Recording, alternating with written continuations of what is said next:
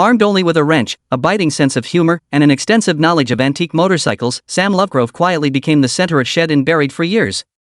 The audience gathered in to watch him and Henry Cole discover undiscovered treasures, revive lost masterpieces, and joke around like brothers. However, Sam vanished halfway through season 4.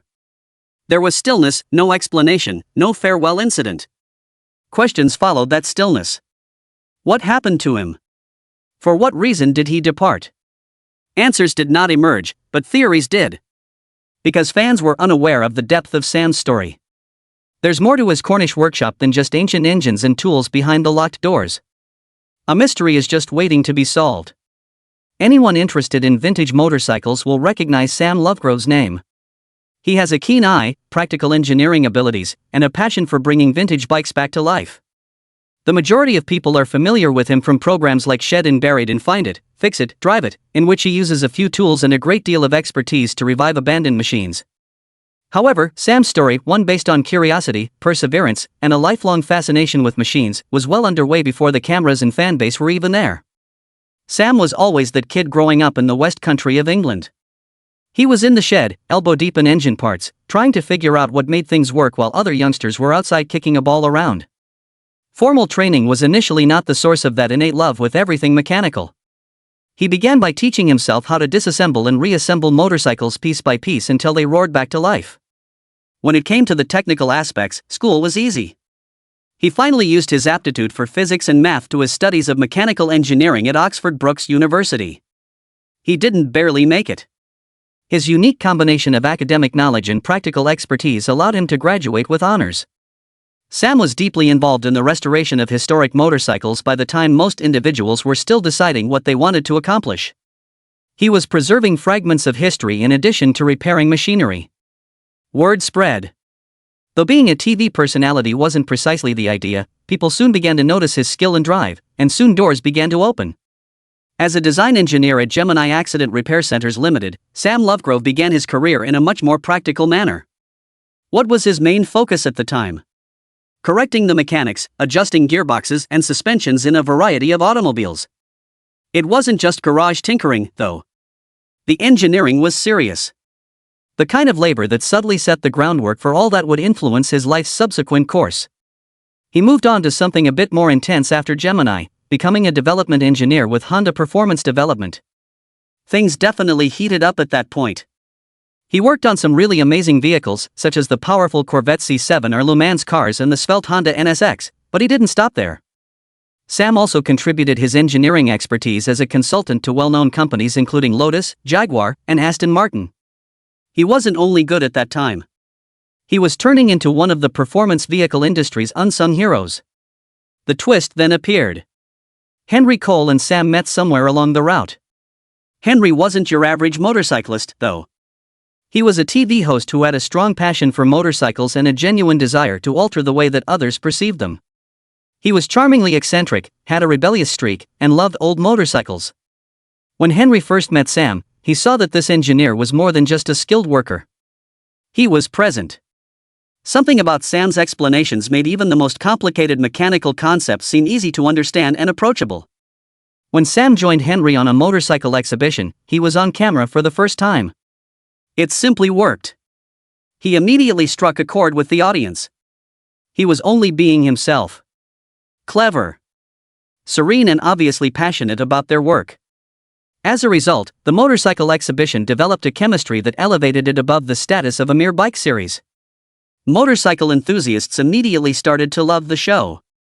Bike restorations, fierce competitions, vintage motorcycles, entertaining interviews, and road trips that will never be forgotten were all part of it.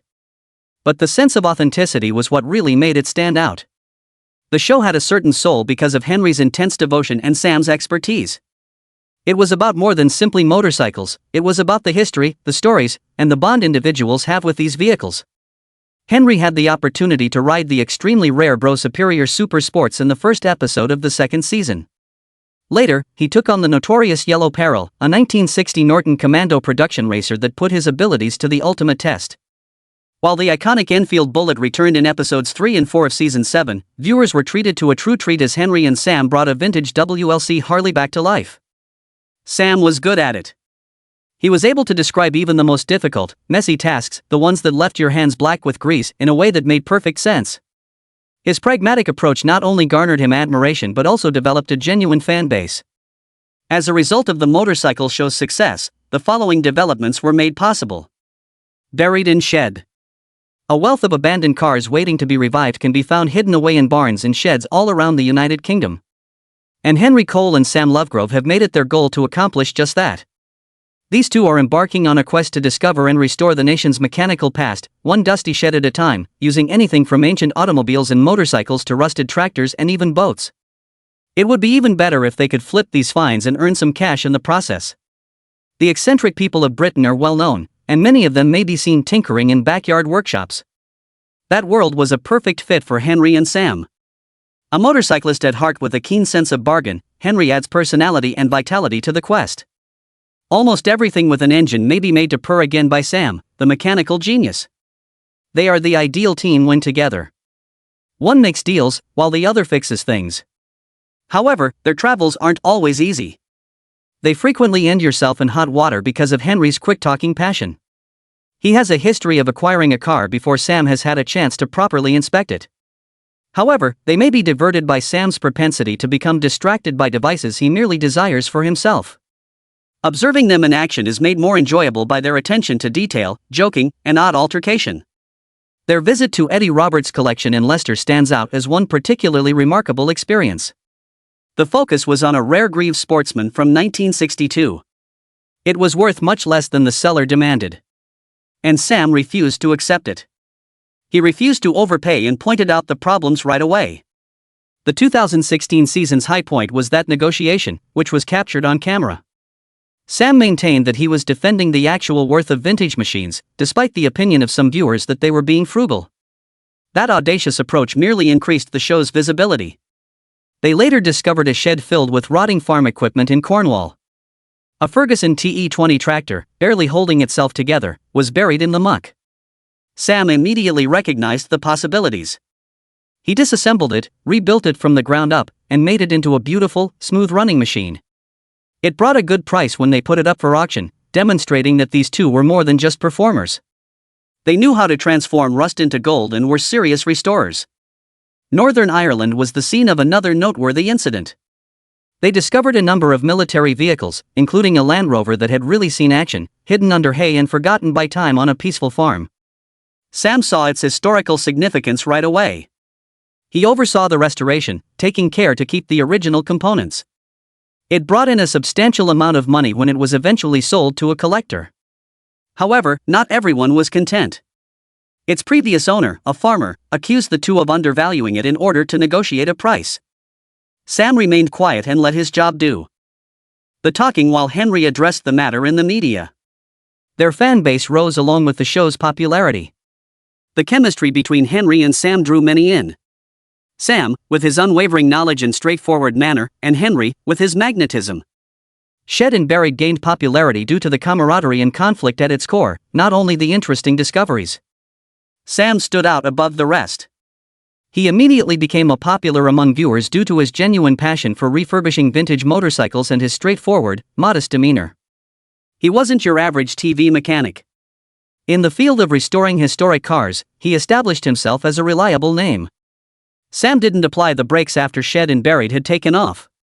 He and Henry Cole, his long-standing partner, maintained the momentum. They co-founded Find It, Fix It, Drive It, another popular television series. This time, their mutual love of ancient machinery became even more intense, transforming forgotten relics into timeless vehicles fit for the road. Every episode was similar to witnessing two old friends embark on an adventurous road journey with a purpose. Locate an abandoned car, repair it up, and then put it through a ridiculous test. It began in the same manner every time.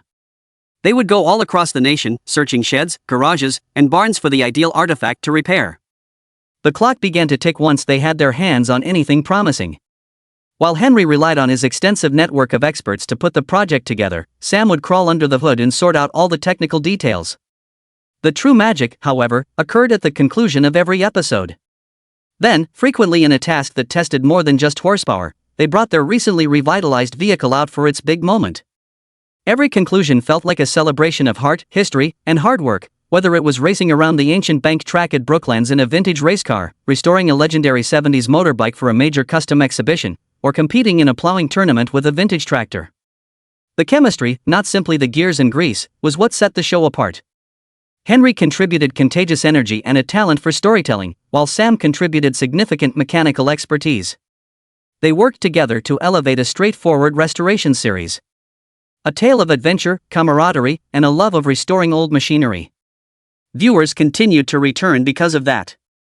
However, the rhythm abruptly faltered just as everything was getting into its groove. Fans couldn't help but notice that something wasn't quite right in the second part of the fourth season of Shed and Buried. There was no sign of Sam Lovegrove. It was not long before people began to inquire. For what reason was he absent? Had he gone forever? The mystery only deepened because the show didn't provide many hints. Henry Cole then took over with a brief update in March 2022. He posted a video in which he explained that Sam's absence was primarily due to a bug that had caused him to become ill. Beyond that, however, there were few specifics. It was unclear to everyone if Sam was taking a brief hiatus or leaving the program completely. One thing remained constant despite Sam's departure from the show: his relationship with Henry. To reconnect with his old acquaintance, Henry traveled to Cornwall in November 2022. The two conversed, laughed, and became involved in Sam's most recent antique car efforts. To give everyone a behind-the-scenes glimpse into Sam's life off-camera, they even recorded the visit and distributed it to fans. That video demonstrated that even though he may have stepped away from the show, his love of vintage machinery and his bond with Henry remained strong. The majority of people are familiar with Sam Lovegrove from his television appearances, yet it is only a small portion of his background. Outside of the spotlight, he has quietly established himself as a formidable force in motorcycle engineering, particularly thanks to his collaborations with the venerable British company Brew Superior. Furthermore, this isn't your typical motorbike manufacturer. Brew Superior is renowned for creating some of the world's most upscale, high-performance motorcycles. What about Sam? He has been in the thick of things.